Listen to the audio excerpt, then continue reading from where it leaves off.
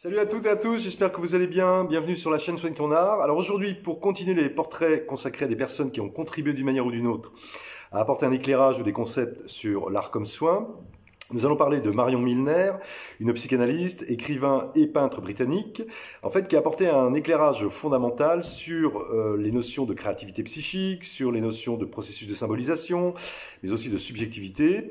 Alors, à travers sa pratique de l'écriture et de la peinture, mais aussi en tant que psychanalyste.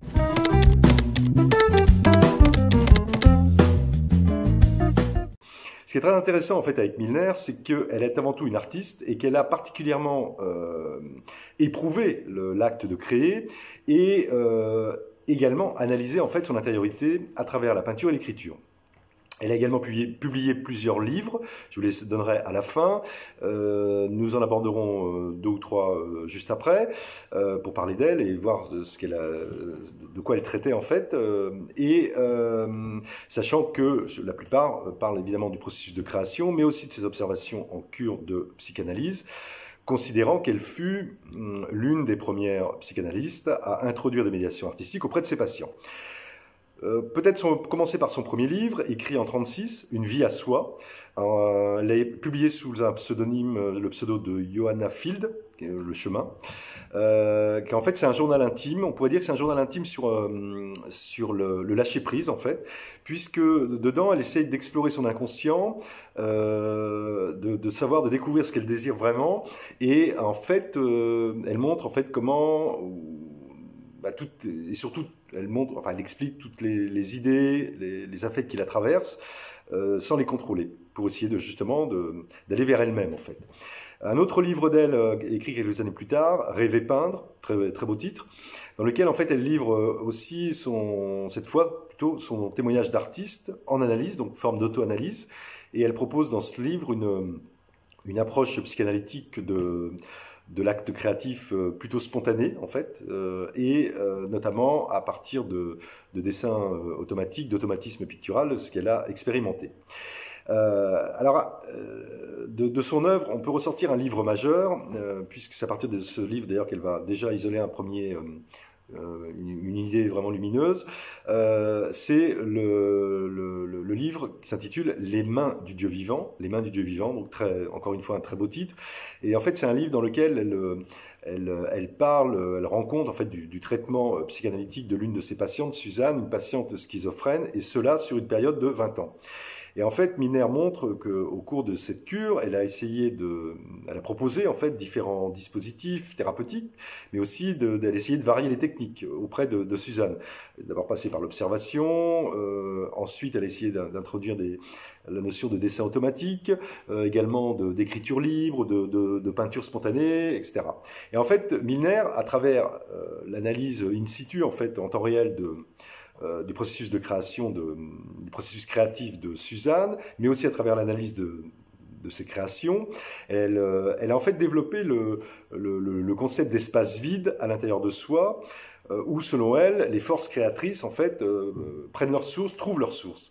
Et ce qui est intéressant, c'est que c'est à partir de cette notion d'espace vide que Winnicott, célèbre pédopsychiatre anglais et psychanalyste, une des figures de la psychanalyse anglaise, dont d'ailleurs Milner était très proche. C'est à partir de cette notion d'espace vide que Winnicott va développer un peu plus tard, il va la renommer, cet espace, il va le renommer la troisième ère, ou encore l'ère transitionnelle, ou enfin l'espace transitionnel, et c'est à partir de ça qu'il va notamment développer sa théorie de la transitionnalité, des phénomènes transitionnels. On fera de toute manière une vidéo sur Winnicott, une ou deux peut-être, où on abordera particulièrement cette théorie-là qui est vraiment au cœur même des thérapies à médiation. On peut cependant déjà dire que cette théorie de la transitionnalité, en fait, a ouvert d'une certaine façon la voie à une nouvelle approche des processus de création, et surtout, ça a montré que le processus de création ne relevait pas uniquement, exclusivement de la notion de pulsion, de fantasme inconscient ou de désir refoulé du créateur tel que l'avait analysé Freud, mais qu'il y avait autre chose. Voilà.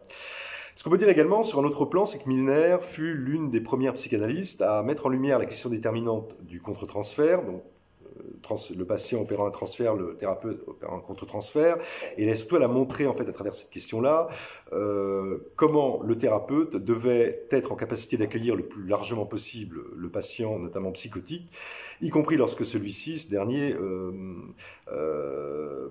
pouvait faire face à des crises délirantes, enfin, et surtout avec l'idée de le faire sortir de situations qui pouvaient bloquer la cure, voire la stopper complètement.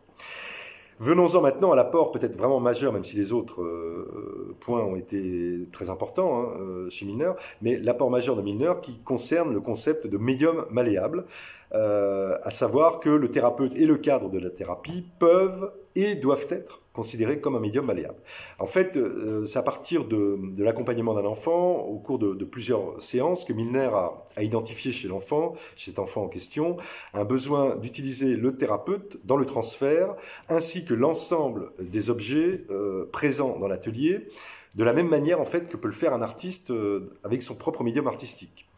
À savoir que le médium, en l'occurrence le médium artistique, donc, alors là je la cite, une substance intermédiaire au travers de laquelle des impressions sont transportées au sens, il doit être selon elle une substance malléable à souhait et à laquelle le patient, la personne, voire l'artiste, c'est bien ce qui se passe, doit pouvoir faire prendre la forme de ses fantasmes. Autrement dit, c'est le médium qui va épouser toutes les projections de la personne, du patient, et en l'occurrence de l'artiste.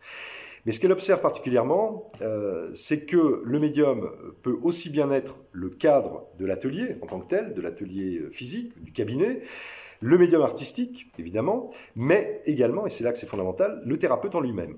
En d'autres termes, ce qu'on peut dire, c'est que, selon Milner, le patient ou la personne accompagnée doit également pouvoir utiliser le thérapeute ou la thérapeute comme une matière malléable d'interposition, afin de pouvoir organiser et mettre en forme ces conflits internes. Voilà. Elle définit donc le médium malléable à la fois comme une possible utilisation du cadre matériel, mais aussi en fait comme une modalité d'utilisation du thérapeute. Donc ce qu'on peut dire, c'est que le médium malléable, cette notion même, renvoie donc conjointement en fait à la matérialité du cadre physique, mais aussi à la dimension transférentielle donc du thérapeute. Ce qu'on peut dire de toute manière, c'est qu'on fera une vidéo sur ce sujet précis du médium malléable, et ce qu'il faut dire aussi, c'est qu'après Milner, ce concept a été repris, très largement reconceptualisé, avec des propriétés bien identifiées par René Roussillon, qui est psychanalyste, psychologue et professeur de psycho à l'université Lyon 2. Voilà, je crois vous avoir à peu près dit ce qu'il fallait, du moins, sur les apports de Marion Milner, des apports vraiment importants, avec en plus, ce qui est très intéressant avec Milner, ce regard à la fois d'artiste et de psychanalyste. À lire absolument, selon moi, de Marion Milner, Les mains, écrit donc par elle, de Les mains du Dieu vivant, publié en 75, L'inconscient et la peinture, publié en 76, Une vie à soi, publié en 1988, Rêver peindre en 1999, et La folie refoulée des gens, 44 années d'exploration psychanalytique, publié en 2008. Voilà. Si vous souhaitez réagir ou me contacter au sujet de cette vidéo, je vous renvoie à la barre d'infos.